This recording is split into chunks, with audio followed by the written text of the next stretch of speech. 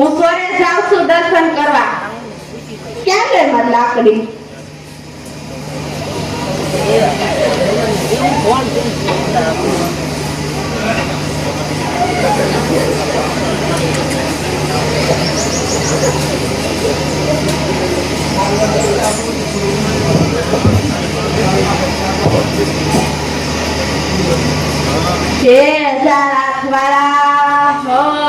સારું કરજે, નમાજ ઘેરે જ ચાલુ કરજે.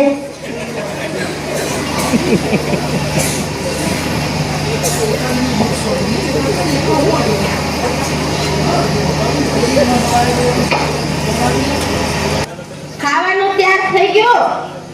લાય શાક ને રોટલા. આજ તો બહુ ભૂખ લાગી છે.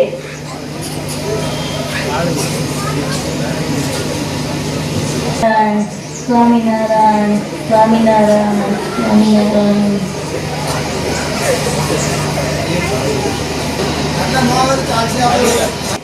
વાત થતી હતી કે કાલ શ્રાવણ મહિનો બેસે છે એટલે આપણે તો નીમ લેવું છે.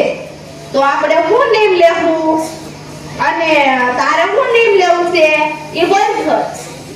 બા તમે પેલા નીમ લ્યો પછી હું નીમ લે. બસ જો મારે તો આખો મહિનો નકોડા આપવા કરવો છે, સમજીને. અને અમે તો દરરોજ ભજનમાં જવાનું નીમ લીધું છે. આપણા પાડોમાં ઓલા જબુમાં, મોઈજીમાં, મીઠીમાં અને ઓલા જવનમાં એ બધા રેસ ને અમે દરરોજ ઓલો સોરો છે ને ત્યાં જઈને ભજન કરશું એવું અમે નીમ લીધું. એટલે આખા ગામની પંચાયત કરવા એમ ને? ઈ કે ભજન કર્યું કેવા કોઈ છે? બે હવે ઈ તો બધુંય થાય. ભજને થાય ને પંચાયતે થાય. બધુંય થોડું થોડું કરવું પડે. એકલું ભજન થોડું હતે, સમજીને. અને હા, તને કહું છું, તું તો બોલ તારે શું નીમ લેવું છે? હું તો છે ને બા દરરોજ પછી માળા ફેરવી અને મંદિર જાય તમારા બધાની સેવા કરે. પણ મારાથી અપાય ન થાય ને એકટાણા ન થાય. મારે તો દરરોજ 2 વખત ખાવાનું. આ નીમ લીધું બસ. રાનના ધનેડા જેવી તારે ક્યાં 3 મહિનાનો મહિમા છે? તને કઈ ખબર પડે છે શાસ્ત્રમાં? 3 મહિનામાં તો એકટાણા કરાય, એકટાણા. અને તારે તો 2 ટાણા ખાવું છે. અરે કરતા તો એકટાણા કરી, એકટાણા. ગોબા મારે તો ઘરનું કામ, ખેતરે જાવું, 2 ભેહો દૂધણી, સહાય કરવી, છોકરા હાથવા અને કેટલું ઘરનું કામ હોય. એટલે મારાથી એકટાણા થાય નહીં. તમારા બધાની સેવા કરાય. અરે તારે ક્યાં 3 મહિનાનો મહિમા છે? નકરું ખાવું ખાવું ને ખાવું. તારે કરવું હોય એમ કહે. હું તો આ હેલી સોરે. હે દીનાનાથ રામ. હાલો ભજન કરીએ આપણે. હાલો. બાયુ કે છે ડોશીમાં તમે સાંભળો રે. બાયુ કે છે ડોશીમાં તમે સાંભળો રે. ઘડીક લઈએ સત્સંગનો લાવ આપણે બારે ભજીએ ભગવાનને રે. ઘડીક લઈએ સત્સંગનો લાવ આપણે બારે ભજીએ ભગવાનને રે. ડોશી કે છે બાયુ રે તમે સાંભળો રે. ડોશી કે છે બાયુ રે તમે સાંભળો રે. મારે દૂધાણા ઘણા દીકરા રે. મારે દૂધાણા ઘણા દીકરા રે. ખેતીવાડી ઘોડીને ઘર બાર ક્યારે લઈએ તે નામ ભગવાન. આજથી શ્રાવણ મહિનો ચાલુ થયો એટલે મેં અપા કરવાનું નીમ લીધું.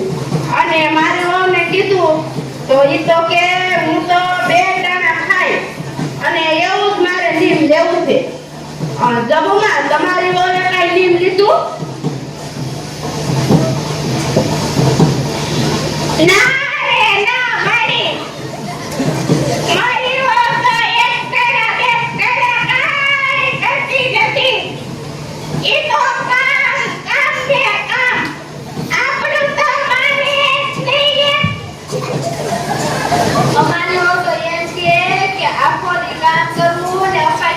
થાય.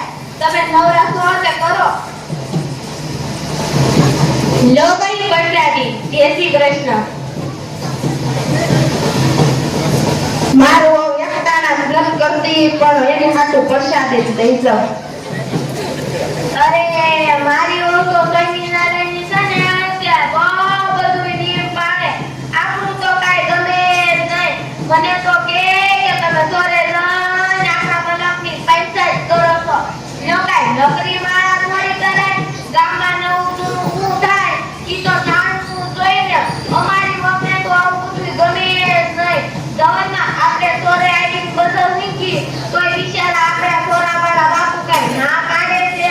અને આ સ્વામિનારાયણના મંદિરે શીકડી બીકડી ઊંઘવા ન દે. આપણને આવું ગમે જ નહીં. આપડા ફૂલ વ્યાતા થઈ છે એનું ઓળ કાઢી મૂકી. પણ આજે સવારમાં કાઢી મૂકી. કસોડ કામ ન કરતી તે કાઢી મૂકી ખાવું. હાલો હાલો, આપણે આ પાર્ટી પંચાયત ન કરાય. આપણે તો આપણે ભલા ને આપણું ઘર ભલું. જય શ્રી કૃષ્ણ. એ આવજો.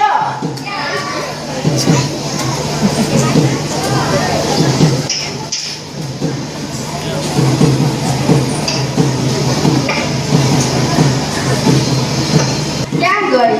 અહીંયા તો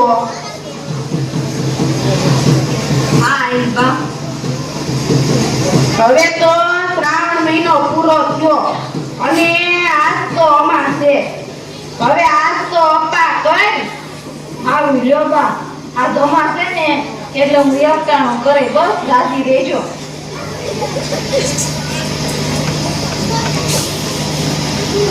સોમવાર યજમાનના કલ્યાણ ગયો. જય શ્રી કૃષ્ણ બા.